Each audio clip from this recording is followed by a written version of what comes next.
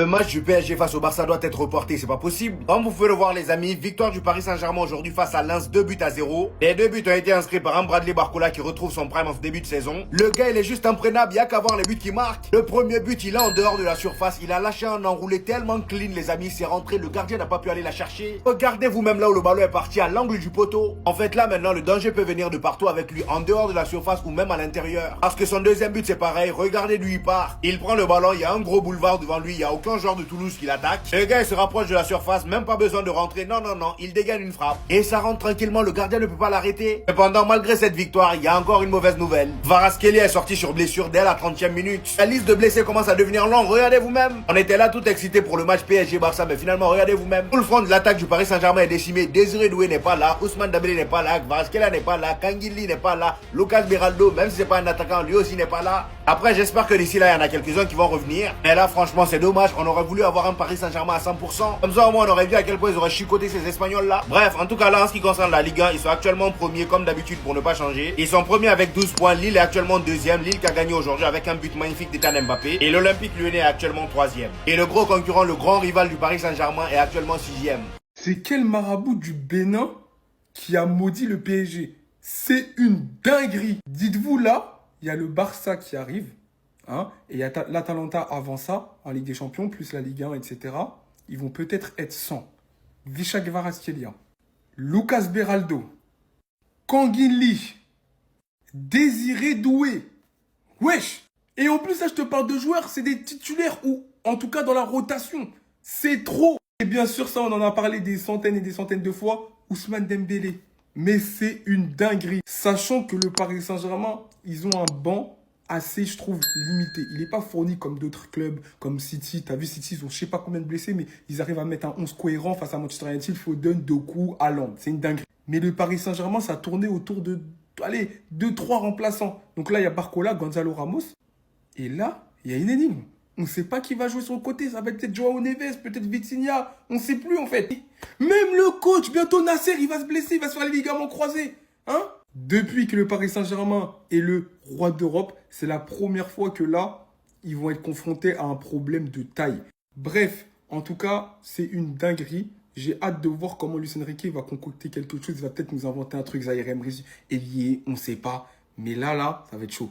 Je pense que là, le Paris Saint-Germain, ils doivent regretter de ne pas avoir recruté un peu plus que ça. Dans le cadre de la 4e journée de la Ligue 1, le Paris Saint-Germain s'impose 2-0 face au Racing Club de Lens au Parc des Princes. Dans un match où, malgré le fait que Luis Enrique ait décidé de faire tourner, eh bien le PSG va quand même perdre 3 joueurs sur blessure en la présence de Beraldo, Kangin et de Kvaratskhelia. Un match où le Paris Saint-Germain fera du classique, dominateur territorialement au niveau de la possession de balle et des occasions de but, féroce et agressif au pressing au niveau du milieu de terrain, récupérant très haut les ballons et empêchant les Lensois de développer quelconque contre-attaque, même si Lens se procurera quand même quelques occasions. D'ailleurs, que dire de la prestation encore une fois ultra solide de Lucas Chevalier qui une fois de plus prouve pourquoi le Paris Saint-Germain a misé sur lui cette saison. Et sur ce match, le Paris Saint-Germain aura pu compter sur son double buteur Bradley Barcola qui fait un superbe début de saison, on le rappelle encore une fois. Également très en jambes et très inspiré ce soir. Titulaire à la place de Joao Neves, Warren Zaïre-Emery aura été excellent toute la rencontre. Preuve encore une fois que certains supporters du PSG sont beaucoup trop durs avec un joueur qui, je le rappelle, n'a que 19 ans et qui donc de façon logique a parfois des hauts et des bas. En tout cas, le Paris Saint-Germain se replace en tête de la Ligue 1 avec 4 victoires en 4 matchs de championnat. Deuxième meilleure attaque derrière le LOSC, le PSG est déjà la meilleure défense du championnat. Malgré les nouvelles blessures qu'il y a eu aujourd'hui, le Paris Saint-Germain va pouvoir se consacrer sur sa semaine éreintante avec la réception de l'Atalanta Bergame ce mercredi et le déplacement à Marseille dimanche prochain pour y affronter l'OM lors du classique. Et à la fin du match, donc, le Paris Saint-Germain a pu célébrer comme il se doit son soldat. Après 22 ans, le défenseur central du Paris Saint-Germain de toujours s'est engagé avec un club qatari et va donc quitter le Paris Saint-Germain et commencer pour lui une toute nouvelle aventure. Ah, que d'émotions Presco, et quel hommage qui lui a été rendu au Parc des Princes. Merci pour tout le Paris Saint-Germain de nous avoir offert ces émotions-là. Parce que qu'on le veuille ou non, Presco méritait ce magnifique hommage qui lui a été rendu par le Paris Saint-Germain. On se rappelle de ce soir de Ligue des Champions où ce gamin de Paname a explosé aux yeux du monde entier. Il a choqué tout le monde. On se rappelle notamment de sa récupération de balle dans les pieds de l'immense Lionel Messi. Qu'il ait fait plein de choses au Paris Saint-Germain et que sa carrière se résume pas à ça. C'est en tout cas le symbole. C'est ce qu'on retient de Presnel quand on pense à lui en tout cas. Et que d'émotion pour l'enfant de la banlieue parisienne qui a grandi, qui a fait toutes ses classes, qui est un pur produit du Paris Saint-Germain. Il était formé de toutes pièces au PSG, c'est un Titi dans l'âme, c'était l'âme du club. On le veuille ou non, c'était bien plus qu'un simple joueur. Alors oui, sur la fin, certes, les blessures ont eu raison de lui. On se rappellera que de belles choses avec Presnel. Il est venu en Titi, il repart en légende. C'est une légende du Paris Saint-Germain, qu'on le veuille ou non. Et il part par la grande porte, les gars. En remportant la Ligue des Champions, il a traversé toutes les débâcles du Paris Saint-Germain pour au final repartir avec le Graal. Et de quelle manière? Presnel, nous on t'aime. On te remerciera jamais assez de nous avoir représentés. Moi, je me sentais représenté par ce mec. Il me ressemblait. Il jouait pour le Paris Saint-Germain. Il a tout donné pour ce maillot. Donc oui, ça fait de lui une légende du Paris Saint-Germain. On t'en sera à jamais reconnaissant. Merci pour toutes les émotions que tu nous as fait traverser. On rappellerait de toi comme un grand, un très grand, un guerrier qui a jamais rien lâché, qui a jamais triché, qui n'a jamais volé. On t'aime Presco. Merci pour tout. Légende, frérot. Restez sobre, abonnez-vous les gars, on s'attrape. Premier test, entre guillemets, du PSG, sans Doué, sans Dembélé. Victoire assez facile, j'ai envie de vous dire. Semblant de dangerosité, à un point où un mec, il a 40 mètres et il te fait des contrôles fiscaux au lieu d'aller... Bref, pardon. Le joueur Lensois, là, je sais plus comment il s'appelle, t'as du sang sur les mains. Bref, en tout cas, Barcola a assumé. On l'a attendu, il a répondu présent, doublé aujourd'hui. Maintenant, est-ce qu'il va se transformer en Neymar pour porter le PSG comme un certain Neymar l'a fait quand il n'y avait pas Messi? En tout cas, force aux supporters du PSG qui perdent encore des joueurs sur blessure, c'est une dinguerie. Est-ce que c'est l'effet Coupe du Monde des clubs, le fait que tu sois pas franchement préparé, etc. Bref, ça fait des dégâts dans pas mal de clubs, en tout cas les blessures. Tu perds Lee, tu perds Jvara en premier d'ailleurs, tu perds Beraldo. Bref, horrible.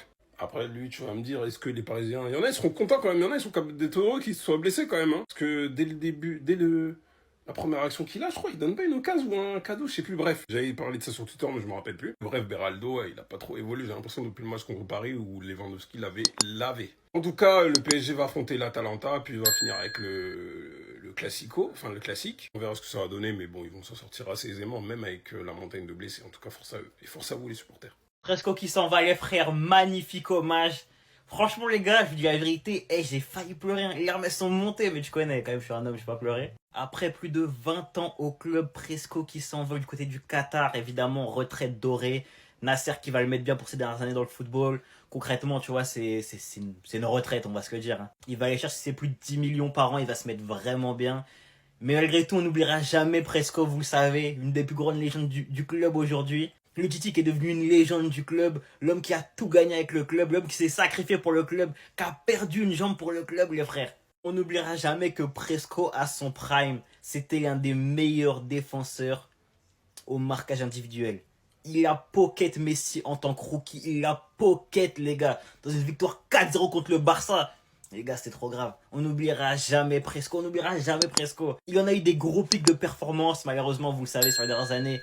Tué par les blessures, mais ça a été un grand joueur. Il n'a pas fait la meilleure des carrières, il est vrai. Il aurait pu y avoir plus.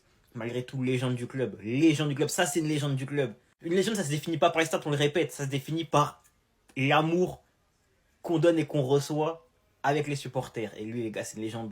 C'est une légende. C'est une légende, les gars, unanime. Grande légende. Non, Presco, c'est pour nous faire pleurer. Je m'attendais tellement pas à ce qu'il pleure. Quand j'ai compris qu'il a posé son enfant, là, j'ai... En tout cas...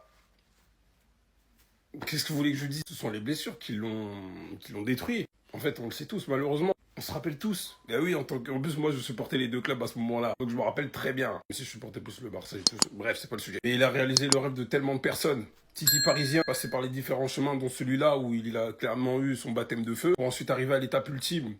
Gagner la Ligue des Champions, même s'il n'a pas été un acteur majeur. Et ça n'empêche que... Comme ils l'ont écrit, je crois, dans une banderole, l'enfant de Paris devenu légende. C'est clairement ça. C'est une légende du club, on peut rien dire. Même Luis Fernandez, j'ai pas l'image où il pleure. Même lui, en fait, l'émotion, en fait. Donc, franchement, c'est très émouvant. Ça m'a rappelé le départ de Mamadou Sakho, où, ouais, là, vraiment, en plus, à l'époque, je suivais vraiment le PSG, donc ça m'avait ému de fou. Mais on est tous émus ce soir, d'une manière ou d'une autre, ce soit en pleurant ou en étant triste, tout simplement. Parce que c'est la fin de quelque chose. En espérant, bon, dans tous les cas, il va aller au Qatar, s'amuser vite fait, prendre des sous, puis après revenir, je pense, dans l'organigramme du PSG, c'est ce qui est logique. En tout cas, merci pour tout, Presco, que ce soit avec le PSG et l'équipe de France, encore une fois. Merci, chef, pour les travaux en équipe de France et au PSG, surtout en vrai, parce que c'est là où il a tout fait.